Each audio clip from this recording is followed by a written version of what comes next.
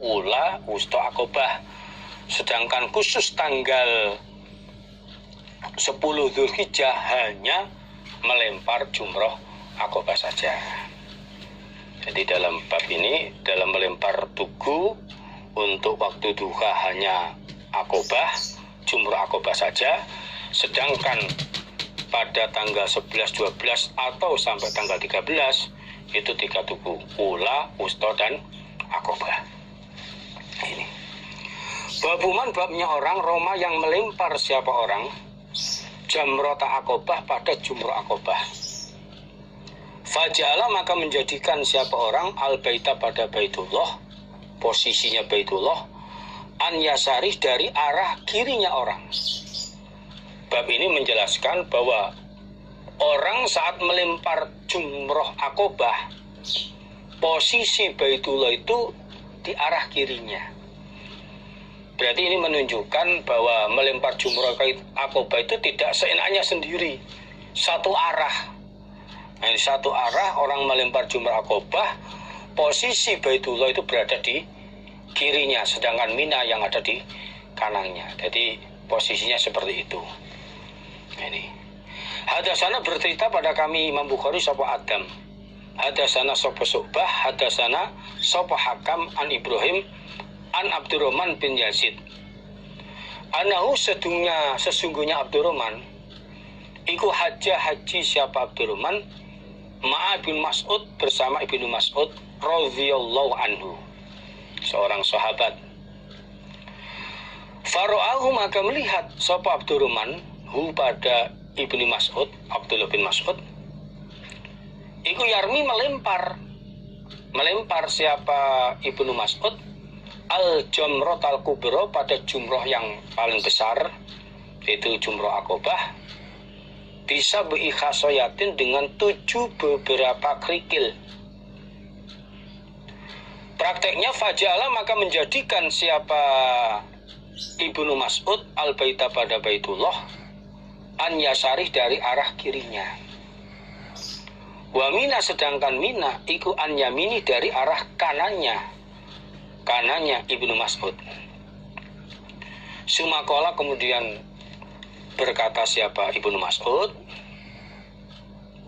hadza, ini tempat, hanya posisi tempat yang seperti ini, iku maqamul ladzi, tempatnya orang, maksudnya Nabi Muhammad Rasulullah Shallallahu Alaihi Wasallam, unjilat, yang diturunkan alaihi, atas Muhammad, opo suratul Baqarah, surat Al-Baqarah. Jadi Abdurrahman ibni Yazid, suatu ketika beliau mengerjakan haji bersama rombongannya Ibnu Mas'ud, Abdullah bin Mas'ud radhiyallahu an. Lalu pada saat melempar jumroh akobah, Abdurrahman melihat Abdullah bin Mas'ud dalam melempar jumroh yang paling besar, melempar jumroh akobah ini dengan 7 kerikil yang kena. Posisi saat melempar jumroh akobah, posisinya Abdullah bin Mas'ud menjadikan Baitullah, posisinya Baitullah itu berada di arah kirinya, sedangkan Mina di arah kanannya. Ini jadi posisinya Baitullah di sebelah kirinya, sedangkan di sebelah kanannya adalah Mina. Ini.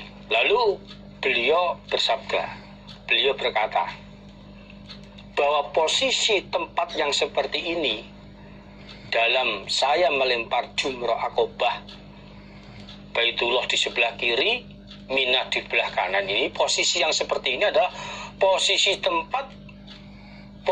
tempatnya Nabi, posisi tempat yang dilakukan oleh Nabi saat melempar jumroh akobah.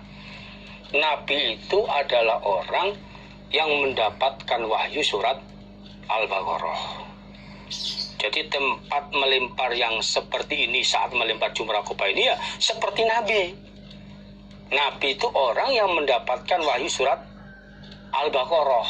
Lah ini. Lah adapun Nabi dalam mendapatkan wahyu surat Baqarah tidak di situ. tidak di tempat itu, bukan. Jadi keterangannya yang pas adalah, nah, jadi posisi yang seperti ini posisi yang dilakukan Nabi saat melempar jumroh Aqobah. Lah Nabi itu adalah orang yang mendapatkan wahyu surat Al-Baqarah. Nah, bukan keterangannya di tempat inilah Nabi mendapatkan wahyu surat Al-Baqarah, bukan begitu keterangannya. Jadi keterangannya yang pas yaitu posisi melempar jumroh Aqobah yang seperti ini, yang aku lakukan ini sebagaimana Nabi, praktek Nabi, posisinya Nabi waktu melempar jumroh Aqobah. Jadi Baitullah berada di sebelah kiri, sedangkan Mina ada di sebelah kanan. Dan Nabi adalah orang yang mendapatkan wahyu surat Al-Baqarah. Jadi satu arah untuk khusus dalam melempar jumroh Aqobah saja, sedangkan ula wusta bisa semuanya, tidak ditentukan. Ini hadasani bercerita nih padaku, akunya Imam Muslim, sapa Muhammad ibnu Hatim wa Abdu ibnu Humaid.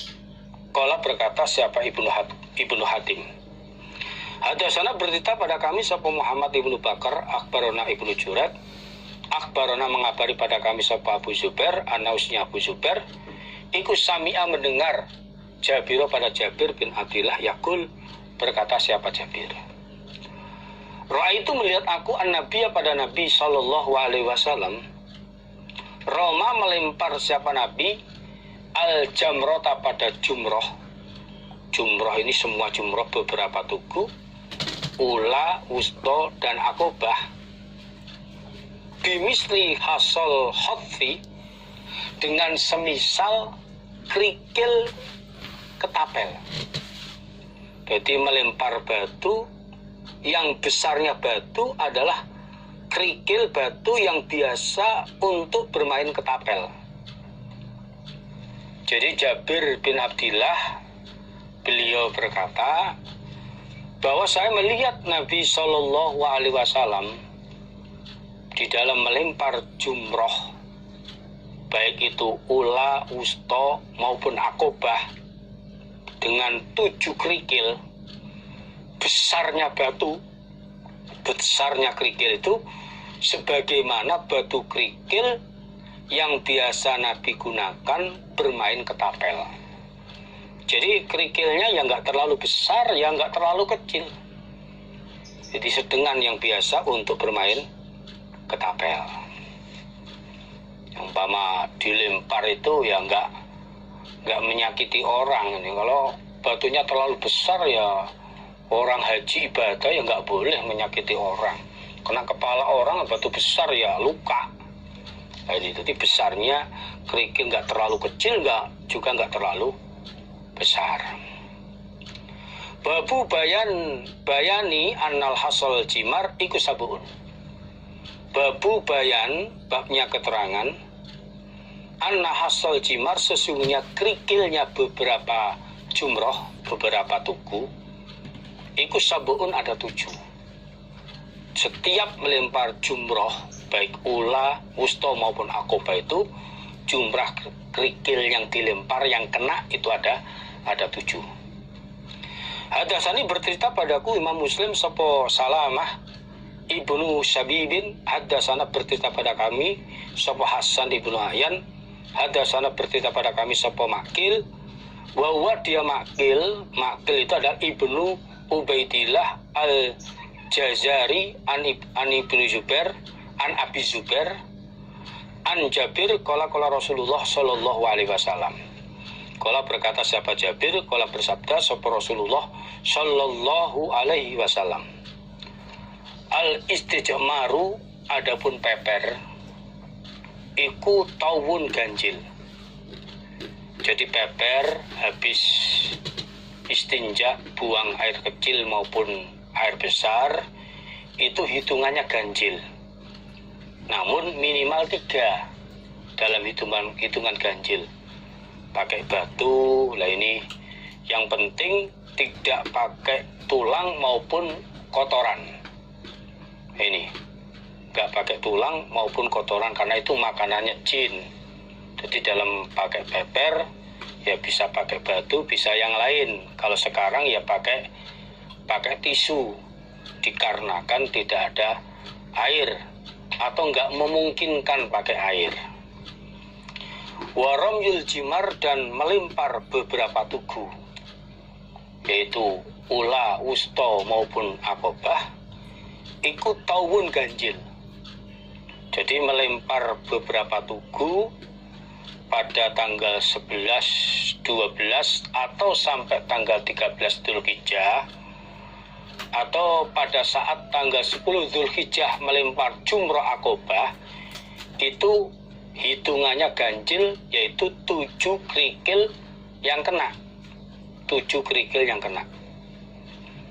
Walaupun ganjil, sudah secara syar'i dijelaskan hitungannya, yaitu 7 kali lemparan kerikil. Wasa'yu, adapun sa'i baina Sofa wal Marwah, di antara gunung Sofa wal Marwah dan Marwah, iku tawun ganjil.